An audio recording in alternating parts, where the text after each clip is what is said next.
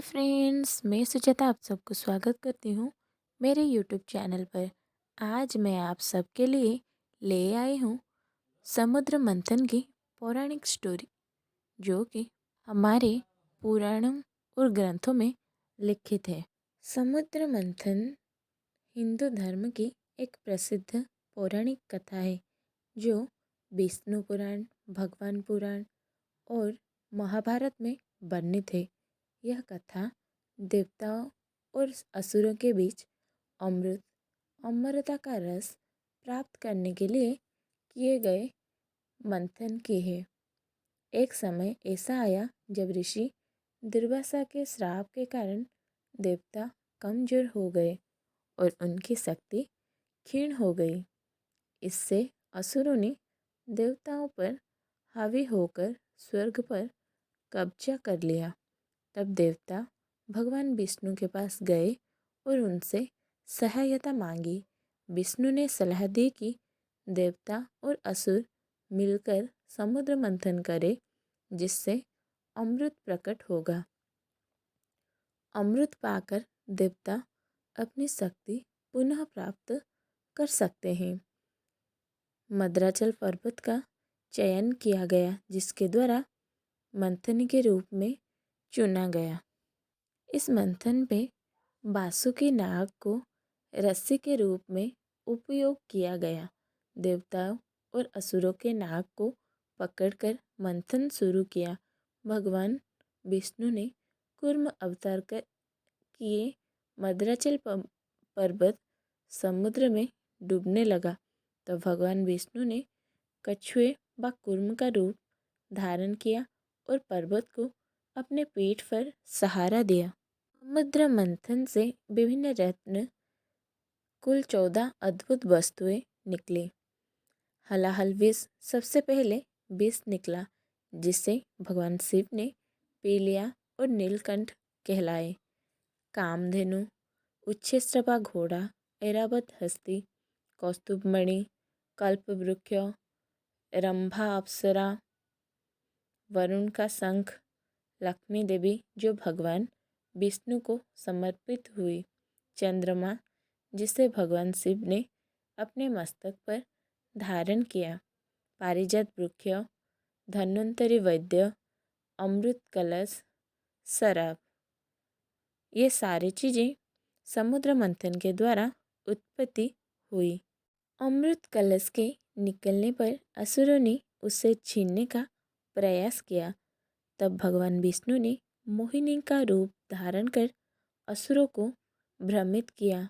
मोहिनी ने अमृत देवताओं को पिला दिया। असुरों में से राहु नामक एक असुर ने देवताओं का रूप धारण कर अमृत पी लिया।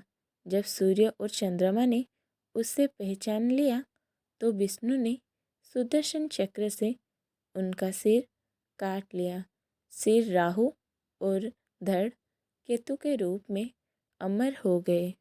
अमृत पाकर देवता शक्तिशाली हो गए और असुरों को पराजित कर स्वर्ग पर पुनः अधिकार कर लिए। यह कथा हमें सिखाती है कि कठिन प्रयास और सहयोग से हर समस्या का समाधान हो सकता है। इसी कारण देवताओं को भी असुरों का सहायता लेना पड़ा था। इस समुद्र मंथन में भगवान शिव के नीलकंठ बनने का कथा जुड़ी हुई है। यह घटना हिंदू पौराणिक कथाओं में से एक महत्वपूर्ण स्थान ग्रहण करता है। एक बार देवता और असुर अमृत प्राप्त करने के लिए क्षीर सागर का मंथन कर रहे थे। मंथन के लिए मंदराचल पर्वत को मंथनी और बासुकी नाग को रस्सी के रूप में इस्तेमाल किया गया। समुद्र मंथन के दौरान अनेक दिव्य वस्तुएं निकली, लेकिन सबसे पहले हलाहल विष नामक अत्यंत घातक विष प्रकट हुआ। यह विष इतना जहरीला था कि इससे तीनों लोक, स्वर्ग, पृथ्वी और पाताल का नाश हो सकता था। देवता और असुर इस विष से घबरा गए और इसे नियंत्रित करने का उपाय ढूंढने लगे।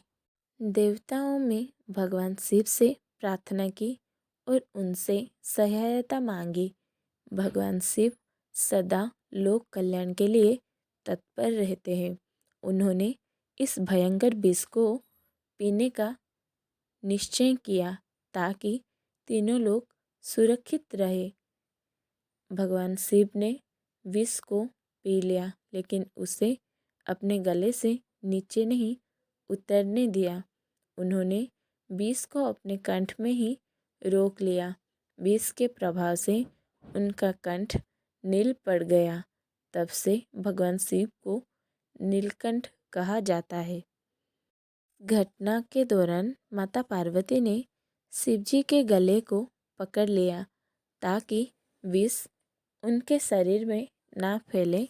उनके इस सहयोग के कारण विष केवल गले तक ही सीमित रहा। शिवजी का यह त्याग हमें यह सिखाता है कि सच्चे नेता और संरक्षक वे हैं जो दूसरे के कल्याण के लिए सुख दुख का त्याग कर देते हैं। नीलकंठ का यह रूप भगवान शिव के महान बलिदान और उनकी करुणा का प्रतीक है। इस हलाहल विष से प्रभु शिवजी सारे संसार को रक्षा किए। इसी कारण भगवान शिव को देवों के देव महादेव भी कहा जाता है। वो शिवजी अत्यंत भोले हैं, इसीलिए उनका और एक नाम भोलेनाथ भी है। प्रभु शिवजी के बारे में अगर आप कोई और वीडियो देखने चाहते हैं तो फिर इस वीडियो को लाइक एंड सब्सक्राइब कर लीजिए। इससे मैं आपके लिए और वीडियो बनाकर आपके लिए पेश करूँगी। आप सबको अगर यह वीडियो अच्छा लगा तो फिर वीडियो को लाइक शेयर एंड सब्सक्राइब कर लेना और कमेंट माध्यम में वीडियोटी कैसी है वो बताना भी नहीं भूलना। हर हर शिव शंभू। जय भोलेनाथ की जय।